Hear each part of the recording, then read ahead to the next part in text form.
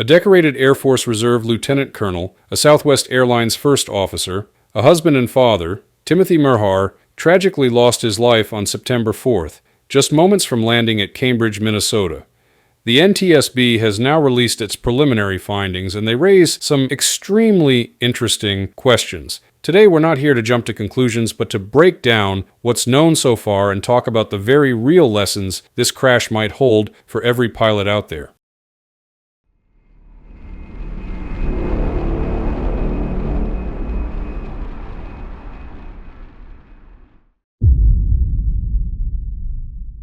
So, let's start with the flight itself. Merhar departed Anoka County Blaine Airport, just outside Minneapolis, at 10:52 that morning. The plan was a short hop north to Cambridge Municipal, a non-towered field. On paper, this is about as straightforward as a general aviation flight gets. But the ADSB data tells the story. About 13 minutes after takeoff, the signal dropped roughly 2.4 miles south of runway 34 at Cambridge. That's right at the point where a pilot would be setting up for arrival. The airplane never made it to the runway. Instead, it came down in a grass field about a third of a mile short of runway 16. The Bonanza ended up upright, badly damaged, but notably, there was no fire or explosion. Now here's the thing. The weather was fine. Visual conditions, light winds at 5 knots, 10 miles visibility, no storms. So when you see an accident like this in broad daylight, with a capable airplane and an experienced pilot, your mind immediately shifts away from weather and starts looking at 3 buckets: mechanical systems, human factors, and operational choices. And that's where this story gets really crazy, because what the investigators found in the wreckage points directly at the fuel system. Before diving into the technical side, we need to step back and talk about who was flying. Timothy J. Merhar wasn't some weekend warrior who dusted off the airplane once in a while. He was in his mid-40s, married with 2 kids, and had built a remarkable career in both military and civilian aviation. He was a lieutenant colonel in the U.S. Air Force Reserve, serving as a Civil Air Patrol liaison and instructor. He also flew for Southwest Airlines as a first officer. Think about that for a second. That's someone who lived and breathed aviation every day, from airline cockpits to military duty to mentoring younger pilots. Southwest Airlines even put out a statement calling him a valued member of their team. This wasn't an inexperienced student. This was a professional, highly trained aviator. Yet here we are, looking at a tragedy that happened just seconds from a safe landing. It's a powerful reminder that aviation doesn't care about your resume. If one small detail gets overlooked, the consequences can be final. When investigators went over the wreckage, the first thing they confirmed was that the airplane itself still had its basic systems intact. The control cables were continuous, meaning the pilot did have control of the ailerons, elevator, and rudder before impact. This rules out a control failure as a cause. Both the landing gear and flaps were retracted, suggesting the airplane was likely still configured for maneuvering, or in an initial stage of the approach, rather than in a stabilized landing configuration. The trim was set about 10 degrees nose down, which isn't unusual, but shows the aircraft was trimmed for a descent profile.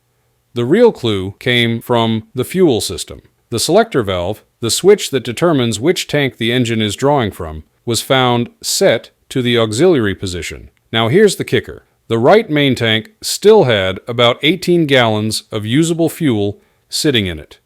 But the right auxiliary tank, which the airplane was actually drawing from, had maybe a single gallon left. Investigators also noted that the fuel lines and the metering valve, basically the pathway feeding the engine, were nearly bone dry.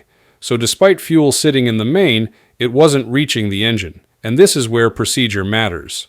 The Beech K-35's operating handbook doesn't just suggest how to use fuel tanks. It flat out says auxiliary tanks are for level cruise only. Do not use them for takeoff. Do not use them for landing. There was even a placard in the cockpit reminding the pilot of that. Why?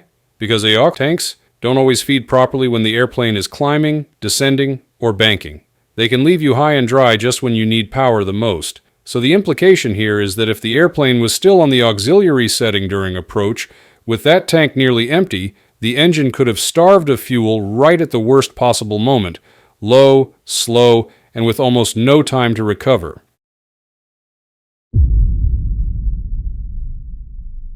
This fuel system quirk isn't unique to this accident. Auxiliary tanks, especially on older Bonanzas, have always come with limitations.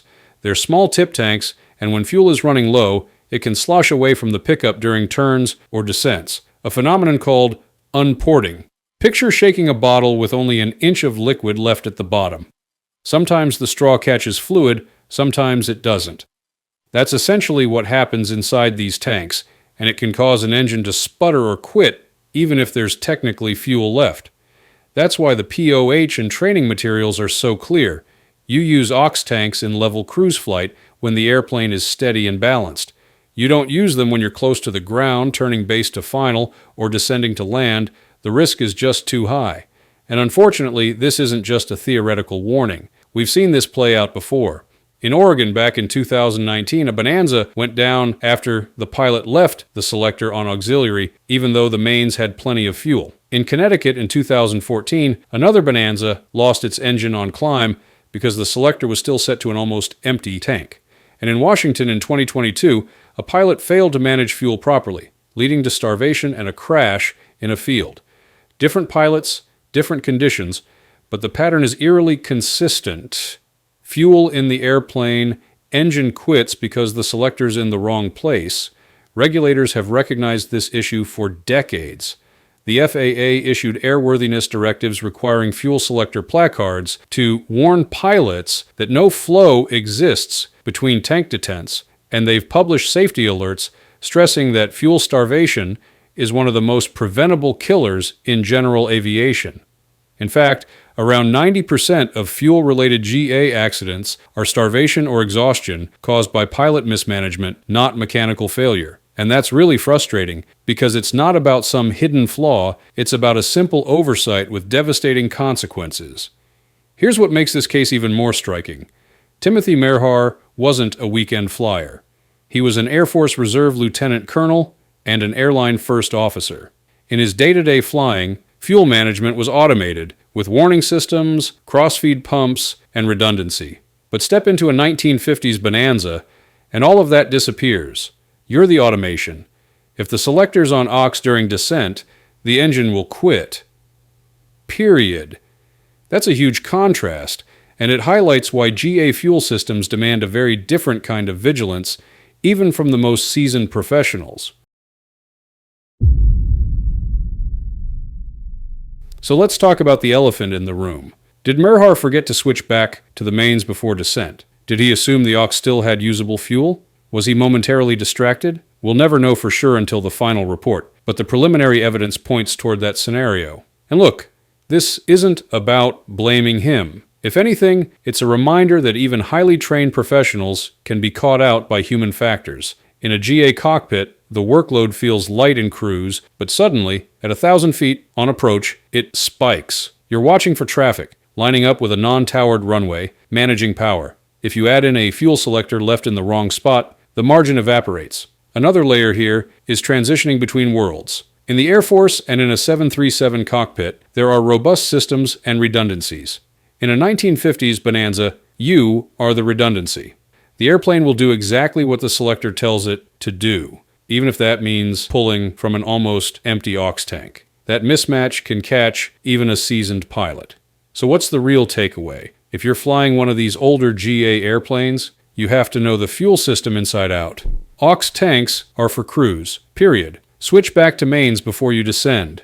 Keep fuel management front of mind, not an afterthought. Because the truth is, this tragedy underscores that even an Air Force Lieutenant Colonel and Southwest First Officer can get caught in a small detail that becomes life or death.